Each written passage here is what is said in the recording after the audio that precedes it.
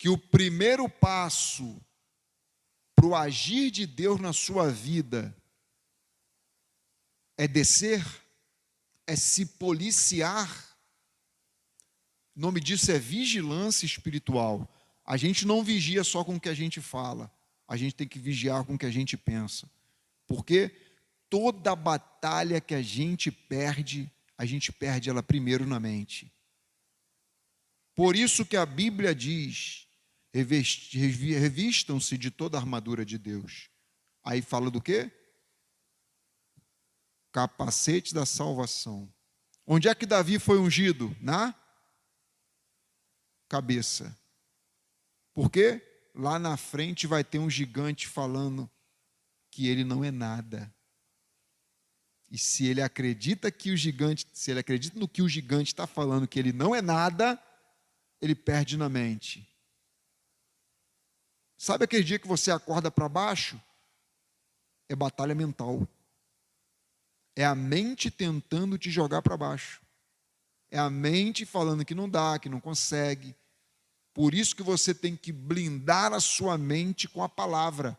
Já começa de manhã orando, já começa de manhã lendo, já começa de manhã se enchendo de Deus, para não ser vencido na batalha da mente, na batalha espiritual. Amém, irmãos?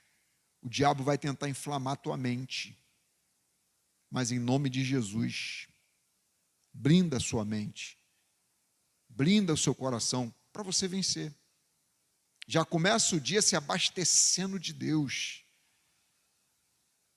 Tenta, antes de abrir o celular, abrir a Bíblia. Tenta, antes de falar com alguém, falar com Deus. É isso, irmãos, que vai revolucionar a sua vida espiritual. Você acha que os homens e mulheres de Deus tinham algo que você não tem? Tu acha que eles nasceram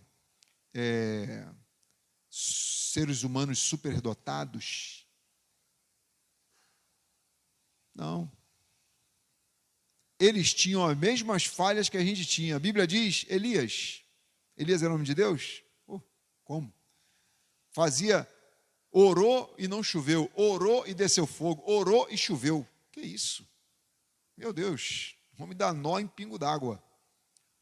Mas a Bíblia diz, sobre ele Tiago falou, lá no Novo Testamento.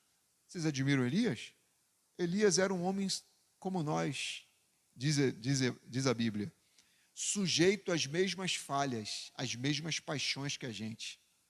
Qual era a diferença, irmãos? É que eles não abriam mão daquilo que edificava a alma deles.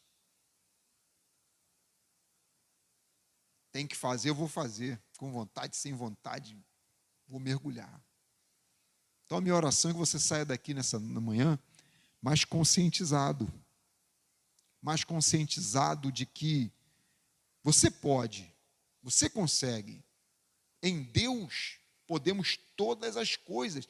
E olha só, a Bíblia diz em Filipenses 1,6 que aquele que começou a boa obra, ele a aperfeiçoará até o dia de Jesus.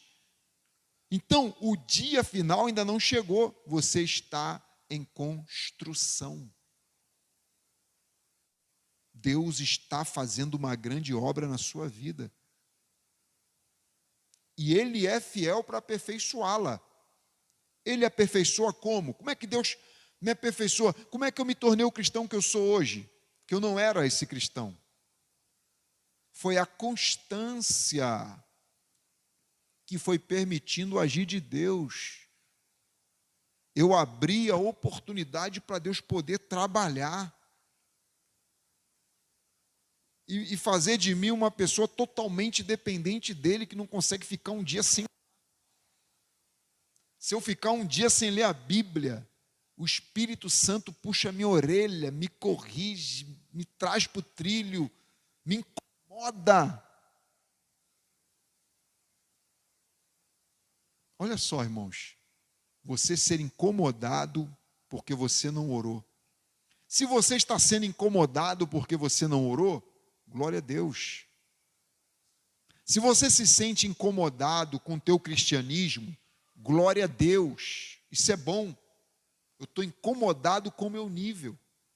Eu eu tenho que ir para o nível de cima, e assim sucessivamente, eu tenho que crescer. Eu quero aumentar a minha comunhão com Deus. Se o teu pensamento é esse, você não precisa ficar preocupado com isso, porque é o Espírito Santo te incomodando. É o Espírito Santo te trazendo para cima, te puxando para níveis maiores de comunhão com Ele. É sinal de que o Espírito Santo está aí. Agora, se preocupe quando você não tem esse sentimento. Preocupação é quando eu peco sem e consigo dormir. Não fico preocupado com isso, não estou nem aí. Agora, quando eu erro, eu vi uma pessoa que ela orava assim: Senhor, me perdoe pelos pecados que eu cometi, mas me perdoe também por aqueles pecados que eu tive o desejo de cometer. Não cometi, mas eu tive uma vontade tremenda de cometer aquele desejo, aquele pecado. Me perdoa também. Porque tem coisas que a gente não fez, mas o propósito estava no coração. Deus tirou. Glória a Deus. Mas ele pediu perdão a Deus até olha só o nível de comunhão com Deus, irmãos. Olha a preocupação. Não em agradar homens. Porque tudo que geralmente, a gente é empurrado a agradar homens, a andar conforme as pessoas querem que a gente ande, a falar conforme as pessoas querem que a gente fale, a andar de acordo com a moda. Mas a gente não está, às vezes a gente não está incomodado em agradar o Senhor. Paulo falou para Timóteo assim: Timóteo, procura apresentar-te a Deus. Caramba, então quer dizer que eu não vou me apresentar para os homens? Não. Procura, busca, tem o propósito de se apresentar diante de Deus.